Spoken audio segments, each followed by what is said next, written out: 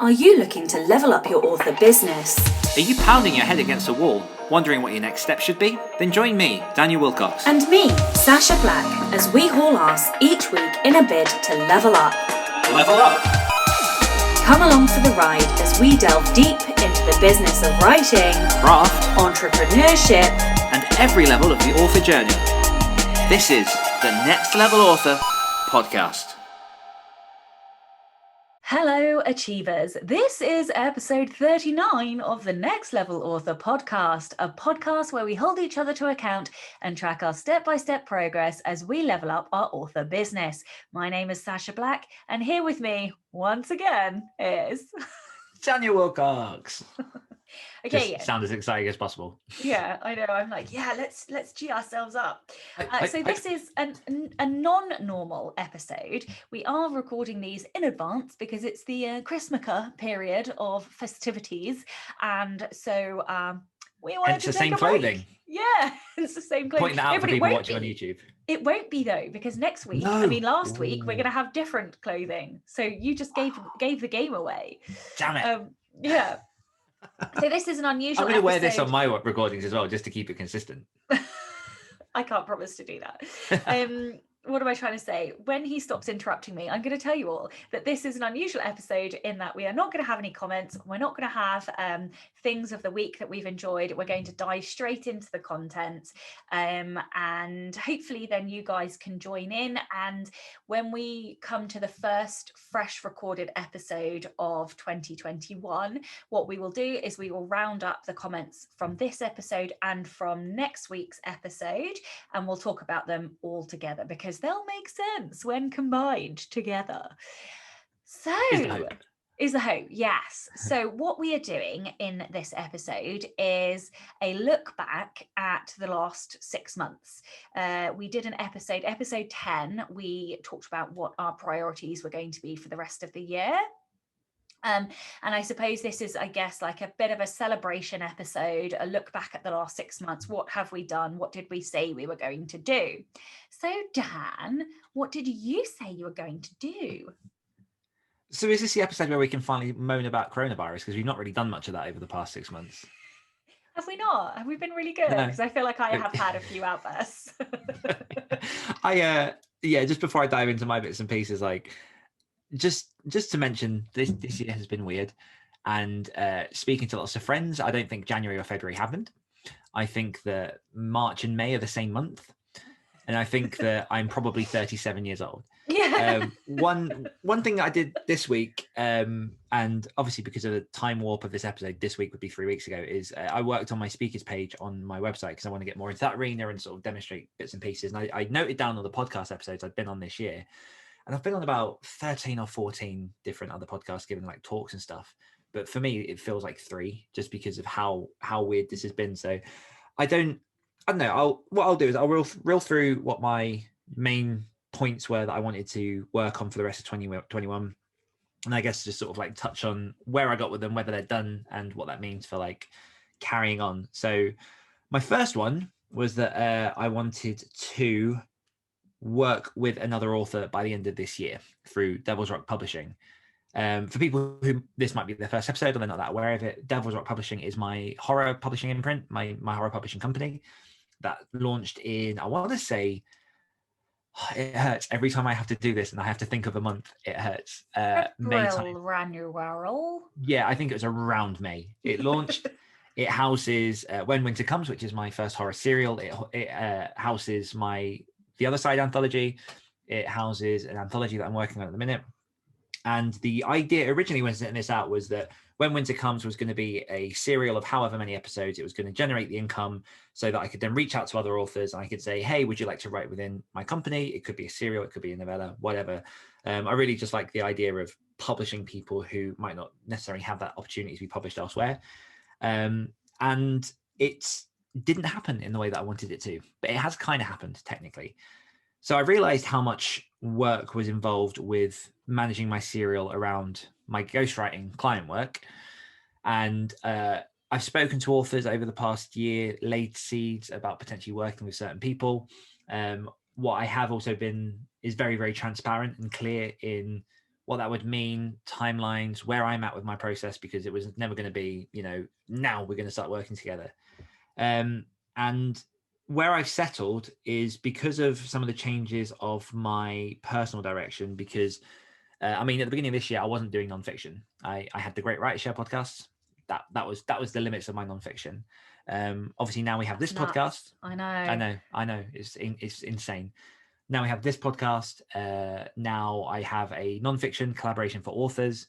I'm working on a second one, which I was about to say what the title is then, but I'm not going to yet, which is a productivity book. And wait, what? You have another podcast? Great Writer Share, yeah. No, what was the thing? Productivity. No, a productivity book. What was the thing that you weren't going to say? Oh, the title of the book. The productivity book.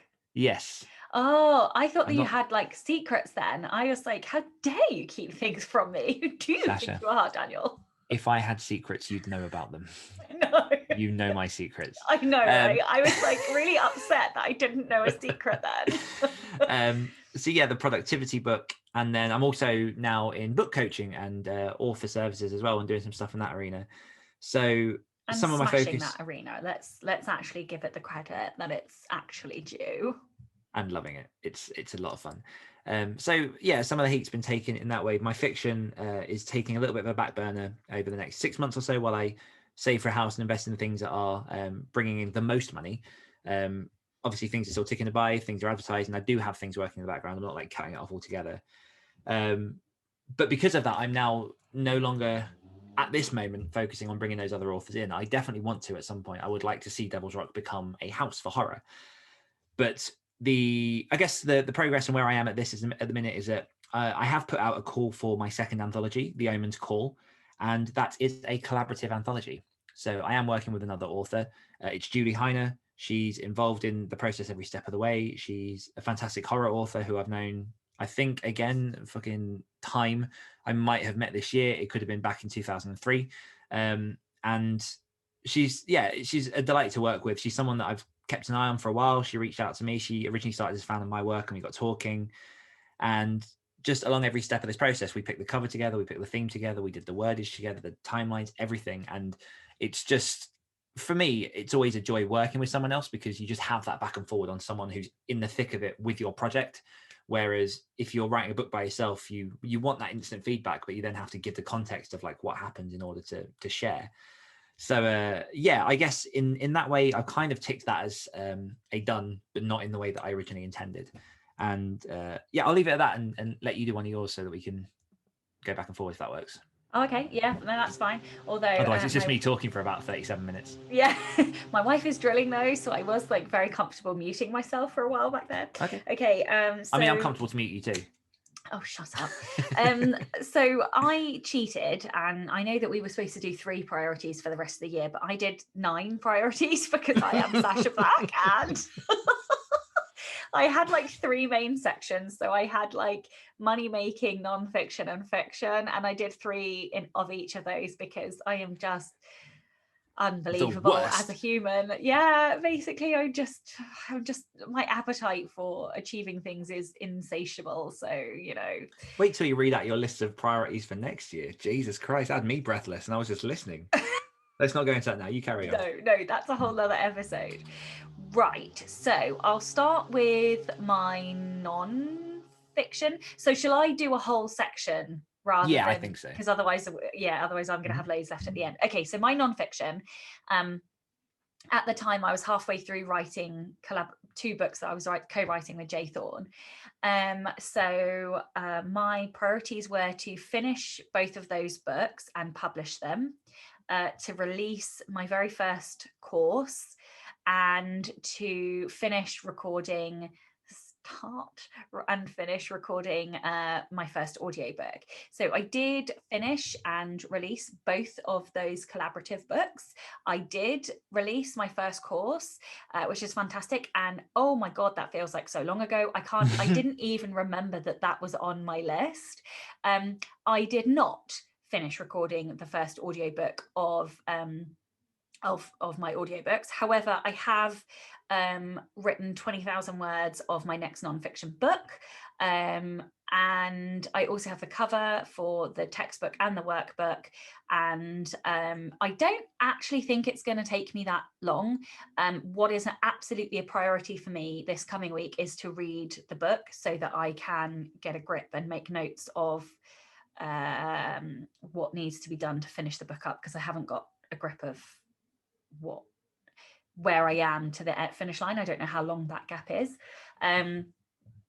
So yeah, I am actually quite happy with that and quite surprised. Like, I didn't think I'd done as much as I have done. And okay, I didn't do the audiobook, but I've got another half finished nonfiction book, which is great. And so I'm really happy with that. I'm actually really surprised. I am genuinely shocked that I have done those things, because I've bitched and moaned for the last 6 months about how much I haven't got done, and yet here we are, and I have actually done things. God, what is wrong with me? Why do I always think I haven't done anything, and I actually have done stuff? It's achiever, isn't it? I mean, one thing that I'd love for you just to potentially expand on for the listeners, if you're happy to, is your course originally started off as one thing, and it was like such a hurdle for you to work out the right direction. What was the biggest lesson that you learned from your course? So the Anatomy of Prose is fucking enormous. It is literally a tome, and I wanted to create an award-winning tome. This topic. It was a tome, and I wanted to create a companion course. And actually, when it came to it, trying to do that meant that I covered everything at such a surface level, it was pointless. Like, when I did the course, what my goal was to go deeper than the book. And in order to do that, I had to really, really micro niche narrow down. And so I did a topic on the senses. Now, the positive of that is that it is really in depth, and it is very, very good quality. The negative is that it's so niche, it is quite hard to sell. So I still hit the number of students that I wanted, so that's great. I hit that kind of goal, and I got 3/4 of the way to the financial goal that I wanted to hit, so that's good. Hey. But it's definitely a lesson. I think probably the biggest lesson I have learned is that going forward, I need to do slightly wider courses, but that means I will have to deal with the mental overwhelm that will come with that, because they will be slightly bigger. And I'm trying to do this self-publishing course, and I'm already massively overwhelmed, because there is so much in my brain that I can give, that I don't want to make this a 70 million hour course, but at the same time I find it very difficult not to give listeners and readers and students everything I can possibly give them. And so it's trying to find the balance for that. And yeah, for anybody who is interested in taking courses, like that balance is really hard. And this time I haven't written the book. Actually, maybe that is the problem. Maybe I'm struggling because I don't have the structure. You heard it here first, folks. Shit.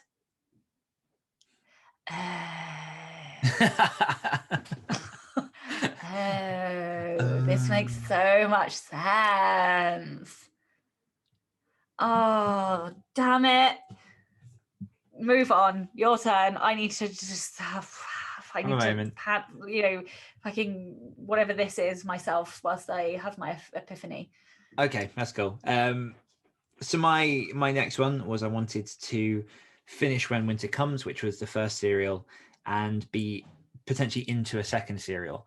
I started writing it in March. I published episode 6, which was the final episode, in November. It came to a total of about 130,000 words. It was 6 chapters. And like, I'm incredibly proud of it. Like, it came out more, it was better than I wanted it to be, which, is difficult to sometimes say when you've written a book and like you finish it at the end and you think of all the things you could have added in and like how it could have gone. But like considering it was written quickly, it was run through beta readers quickly, and all of that jazz, like it was an experiment. And it's an experiment that has gone well. I'm ready to box set it and turn it into an audiobook for the next year. It's like this big chunky horror story. And I'm not into a second one. That's the part where I guess if we're going to do like pass fail, I failed. But what has happened is We're not doing pass fail. Good. That doesn't. Good. If you did 50% or more of the things that you said you were going to do, that's a massive fucking win. That's all we do. All we do here is win. Oh, that song just came to my head. All we do is win. Okay. But yeah, so finish that. I'm trying to think what my second point was with that. Like the fact that I was able to write it and publish it fast on a schedule in which, you know, the pandemic was happening, in which like I was ghostwriting a lot as well. I had sort of other projects going on too. Like I'm very, very happy that I managed to get to the end and wrap it up. Because I also originally, when we sat down, again, don't think of time. When we sat down at some point, the plan was to have the final episode published in December, potentially carrying over, depending on how many episodes it was going to be. But the story brought itself to a natural conclusion. I didn't want to stretch it just for the sake of it. And now that I've got that in, it's like it's ticking along, it's doing its sales. The box set is going to be like fully re-edited and remastered, and it's all going to be wonderful and sort of release as this big hefty hardback. And that's a product that I can put out next year, but that also gives me a bit of free time, which I don't necessarily have to put out like a big chunk of new fiction up until that point, because I've got projects that I've still got in the pipeline. I've got book 3 of the Rot series. I've got an audiobook of book 2 coming. I've got a novella that I want to get to at some point. So I've got little bits of fiction I want to chip away on. But as I kind of mentioned earlier, and as I'll probably elaborate on in the next point, a big chunk of my focus at the minute is going into nonfiction and coaching. So that will be coming. But yeah, I'd say I'm happy with that. It was a journey. I learned a lot about self-imposed deadlines and the pressure of putting up a pre-order before you've written a book. And like originally, I think I wanted the first episode launched in April, and it ended up that the first episode came out in, I want to say June, one of those. But then I had like 3 episodes launched within 4 weeks of each other. So it was a challenge. It was very much a challenge, but I did it, and it's there, and the final result is going to be beautiful. Yeah, it is. My wife's still drilling in the back. Sorry, listeners. Go on. Uh-oh. Hello. We have little phrase, we're back. Oh yeah, we have paused. Okay, we are back. Okay, so my number two focus was on fiction. This is, I mean, it's kind of if we're gonna, I know we're not doing pass fail, but I kind of failed on this one. So my tasks were get Trey published, do a reader magnet, and start working on The Scent of Death. I'm going to go backwards. So I have written ad hoc bits of The Scent of Death. I have done a metric fuckload of thinking, and I am really trying very hard to accredit myself for the thinking work that I do on fiction projects. I find it very difficult to class that as work. But I had a wonderful podcast session with Jeff Elkins, the dialogue doctor, and he massively shunted my brain into thinking. And I have even after the conversation, I haven't even told you about these things yet. I've got plans. No secret, Sacha. I know, I'll tell you afterwards. And I've got sort of plans and thoughts and things that I've been putting in place for the book. And I genuinely think that when it comes on stream, that book is going to be written like possibly the fastest I've ever written a book, because I have spent so long thinking about it. It is just all there bubbling under the surface. So I am so excited to write that book. But it's not there yet. It's not on stream yet. I have to finish some of the other projects that I've got open. So I do not have most for draft, but I have done a lot of thinking. And so I'm going to say that I have done, it's not a pass, but I've done work on it. The reader magnet I have not done. but I have done it. So here's what happened. So Trey took me far longer to finish than I anticipated. So that was the first thing. That was the first problem. It is the book that has almost fucking killed me. I don't know what my problem is with the book, but it was 50 shades of brutal trying to get it finished. The mind games that I played with myself. It is now finished, and I am now putting off editing it because a load of stuff happened, like my son being off school and getting other things done, like the course took longer than I anticipated, all this crap. And now I've written 20k of a non-fiction book instead of just editing Trey. But anyway, so again, it's not published, it is written, it is in edits. I think I'm on chapter 7 of 29, something like that. Our system took a bit of a break, didn't it? Pardon? Our system took a bit of a break. Our system? Our morning system. Yeah, it did. Whoops. But also, like, it just, my other realization is I can't actually work on 2 writing projects at the same time. I can only do one. And so I have to work in intense periods and clear the decks of everything else and just get a project done. So, and that's a lesson. No, I knew it. I just didn't want to accept it. So now I have to focus. I have to restructure myself to do that. So yes, so on to the reader magnet. The reader magnet was going to be one of 2 things. It was either going to be an exclusive epilogue, of which I've had the cover done for, or it was going to be Sirens, which was my prequel, which is what I thought it was going to be. I didn't even put that as one of my priorities, writing Sirens, but I wrote the whole book anyway. I like literally just randomly wrote another novella this year, which I didn't expect to do. But the problem is, in writing that novella, instead of it being a prequel, it ended up as book 4. So like, I completely fucked it. But there's nothing I can do about it. Now it's book 4. So like, it's just got this series. Oh God, I did so many things wrong with this series. But anyway, so the series now has a novella as book 4. So, I mean, in some ways, I really fucked up my fiction, and other ways, I absolutely fucking smashed it because I wrote a whole extra book that I wasn't expecting to write. So, you know, I mean, in a roundabout way, I am going to say that I did a good job, but for me personally, I'm not really happy with myself because I didn't finish editing. Even if I hadn't published Trey, I'm disappointed that I haven't finished editing it. And so I am already formulating things and priorities in my head for next year, which is interesting. I think that's it on the fiction. Okay. So you're number 3 now. Yeah. One thing I hope this highlights to people is just like, I think sometimes, I don't know how we come across like to other people. I think sometimes we come across like really organized, really focused, really driven on certain things. I think it's good for people to see that we're all messes on the inside. Wait for Sacha to unmute. You're trying to call me a mess? You a little bit, bastard! A little bit. We all are. It's a human condition. I am not a hot mess. Number 3. Fuck you. Number 3 for me was to get to a point where I could drop client work. Now that hasn't happened, and if anything, I've learned that the methods that I was employing to try and make that happen back in when this first episode was recorded, must be April, May time, weren't the right methods, because I was. It's difficult because essentially my plan was to write enough fiction that I wouldn't have to write fiction in terms of ghostwriting. And what I've learned is that there definitely is only so much energy that I can put into certain parts of my brain at once.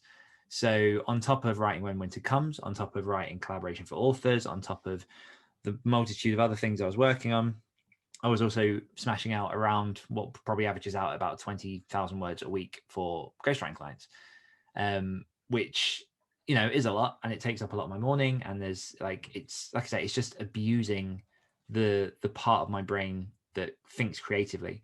And part of that as well is over the past like month or so, particularly my fingers have started like getting aches and pains from like typing so much. So I've had to try and find ways to give myself deliberate breaks, because like my downtime, I'll play video games or I'll play guitar or whatever, and they're all very like finger heavy things. So I'm trying to like even like holding a book or holding a phone, it involves anyway. So what I have learned, and a part of that is, well, I attribute all of it to this podcast and to like our relationship, is like getting into a position in which I feel confident offering services to authors. Now that started with, what was the first thing that I did for that? Was it boot camp? Was the first outreach? I'm trying to think what it was. No, because You I was told looking me you wanted to coach. Yeah, so you came across Jenny Nash on your podcast. You had her on your podcast. You sent it to me, and it happened. Oh, this was, I don't know if I mentioned this on the podcast, but this was like, I don't believe in fate. I don't believe in destiny. I just don't. But there were so many things that happened at once that I was a bit like, I was questioning, because I stumbled across Jenny Nash through talking to James Blatch on my website, on my podcast. Then I investigated her, came across Author Accelerator, then heard her on another podcast, and then you said, I've just interviewed Jenny Nash, you should really talk to her. So I did, after listening to about 30 podcast episodes she's been on over the past 6 or 7 years. And she's a very, very wisdomous woman who has, I know, a lot of her thinking, a lot of her talk resonated very, very strongly with me in terms of what the process could look like for helping authors. Because without going into a whole like what is book coaching thing, in short, it's a personal trainer for authors. So as opposed to just giving your work to an editor and getting cold feedback back, it's someone who's in the trenches with you, goes on for you step by step, does some editing, does some cheerleading, does this general like educating and stuff. And just a lot of that resonated so strongly with me that I started to look at ways to pursue that. And I can proudly say that I've now have 2 clients on my books, which is awesome. Like, one of them hasn't yet officially started their program, but with the first one, it's just been a whole, I don't know how to explain, like, just the experience is awesome, actually helping someone along their journey when you're when you're further ahead, and seeing the progress over such a short space of time and hearing the feedback of just you providing information that they otherwise would have struggled to find. So that whole experience has been incredible. So that led me down, obviously, like the non-fic route, as well as the collaboration for authors. And then just through our conversations on here, and just through trying to understand more of what I want outside of authorship as well, is that like I'm heavily into mindset. I'm heavily into encouraging people to do stuff and to get better and to explore different things that are going to make their lives better. And because of that, there's just such a, I don't know, I just found this fire inside me of wanting to help people. And we mentioned briefly before, some episode ago, that when I left my day job, I think I needed a period of like not being around people for a while, because it was so intense. There was like so much with the team, with management, with all that kind of stuff, with, you know, my personal life, my relationship, all that kind of stuff.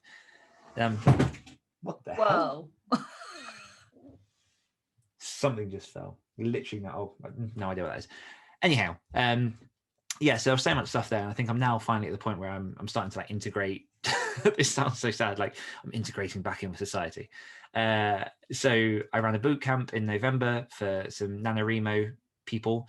Had 17 signups, had 12 people smash through Nano, which, you know, is awesome. And, you know, I'm still in touch with them. They're still working on a boot camp that I'm running in December.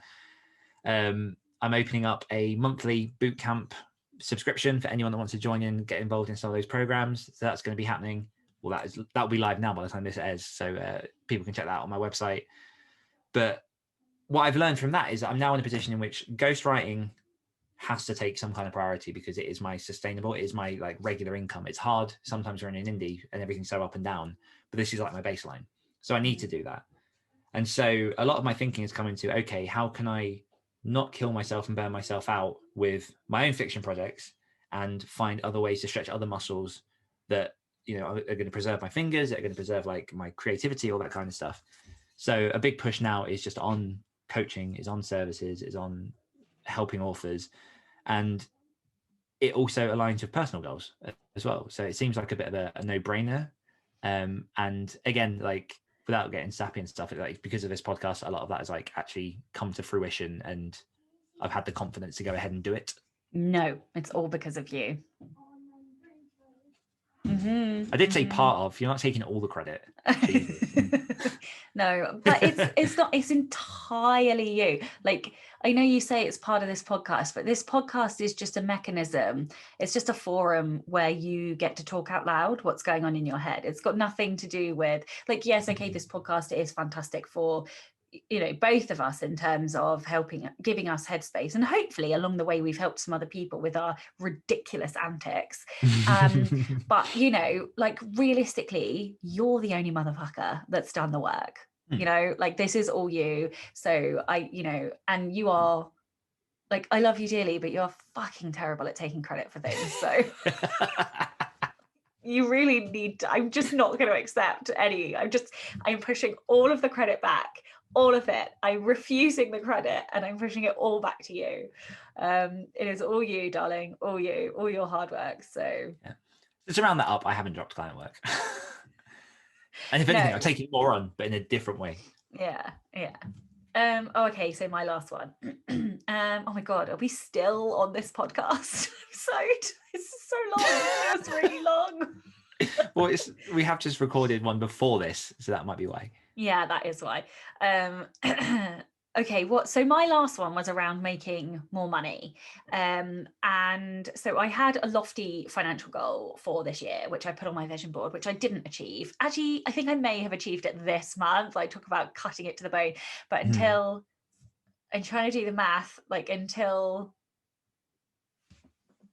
I can't math. I don't know. It's going to be really close anyway as to whether or not I hit it. So next year, instead of the goal that I had this year, I'm gonna double it.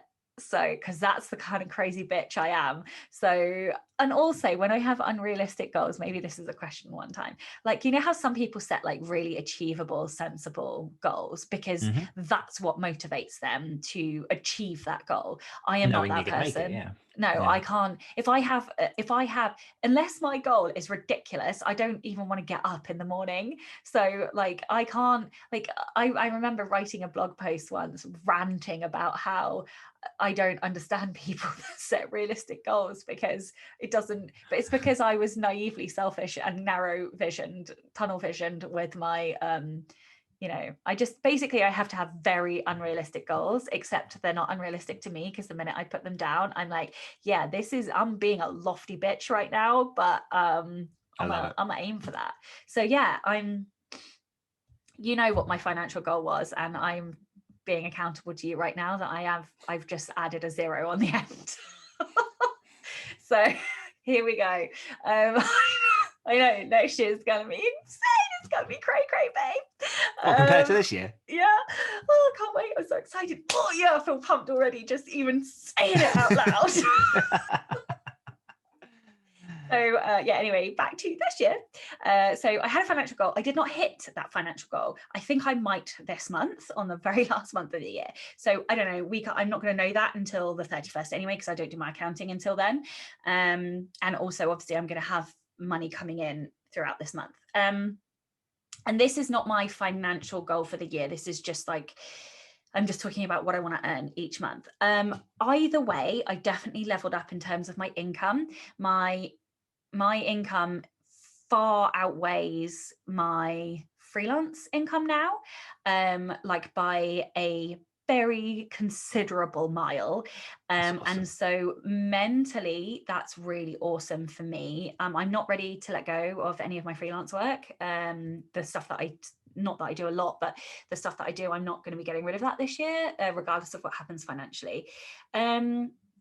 And then other things that I wanted to do were things like moving my mailing list, which I did.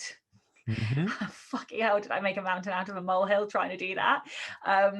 But that resulted in other stuff done, including updating all my autoresponders. And I even did like a little video series, like mini course series, updating them. And then I also upgraded my website.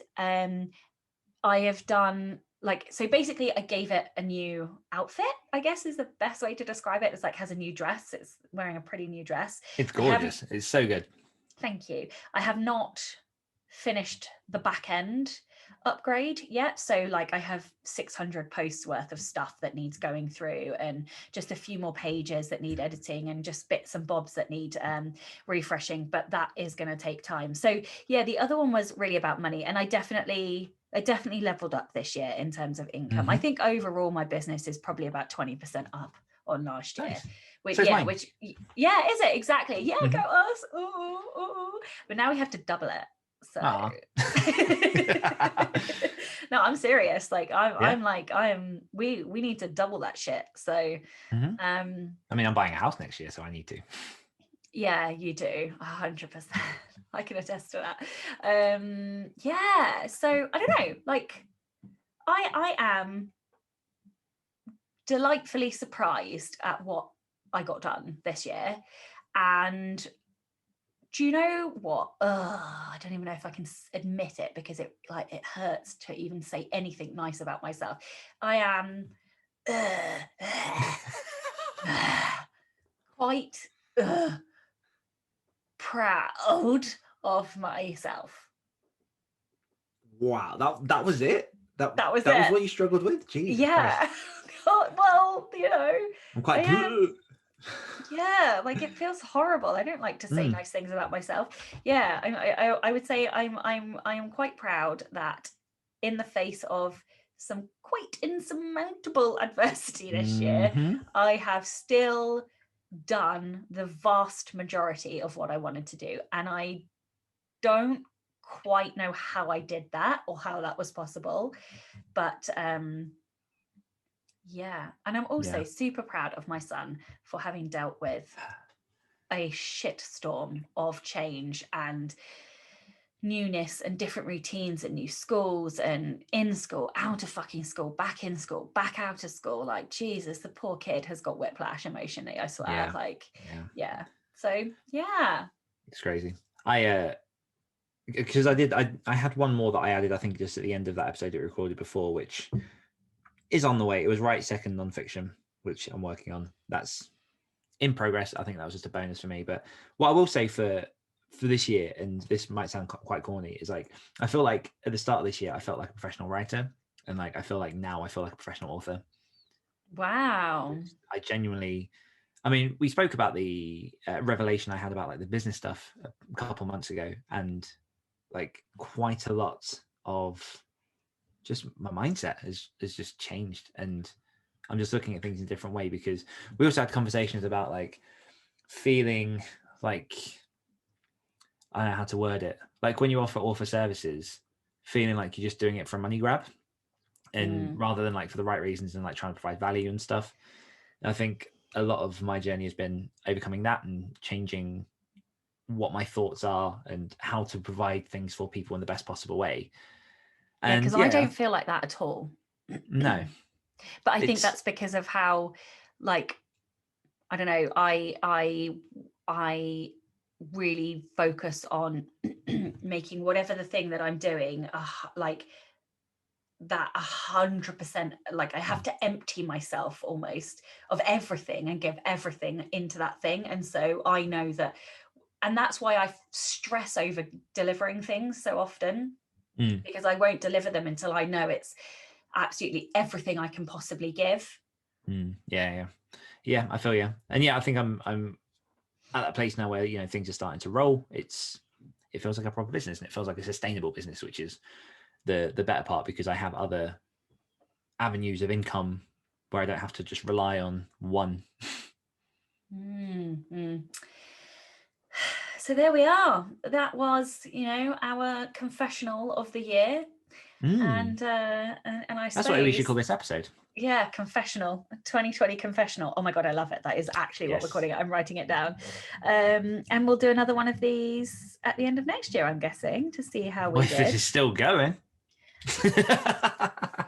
Oh, well, there's a sobering thought, isn't it? I worry that I make that joke too often. Yeah, you do. You do, bitch. You need to stop. I'm the codependent one, you find. Oh, okay. So do we want to tell people what next week will be, or should we surprise them? Yeah, I think we should say, like, next week we'll be looking at what our goals and priorities are going to be for 2021 and planning ahead. So this is a bit of a reflection, and then maybe we'll use some of the points that we worked on this year to inform what we're going to be doing next year. And I am going to have to figure out a way of structuring. I need some organization time. Yeah, because right now I have a list of like 48 things and I've just added 2 more based on this conversation. So it's going to take up like far too much of an episode. You can pick 3 things. No. Strategic goals, not operational goals. No, I don't. We're going to talk about this offline. Okay. Alrighty. So everyone, tell us how your year was. What was your? How about we stick to one thing? What's one thing that you're proud of achieving this year? Yes. Okay. Awesome. Oh yeah. Because we have to have a question. God, fucking hell, Sacha. Let's just end the episode. Bye-bye. Bye. Hungry for more? If you enjoyed this podcast, you can hear more of my angelic accent and Dan's dulcet tones on our other podcasts. For more of me, check out the Great Writer Share podcast. For more of me, listen to the Rebel Author podcast. We'll be back next week holding each other to account as Dan and Sacha become next level authors.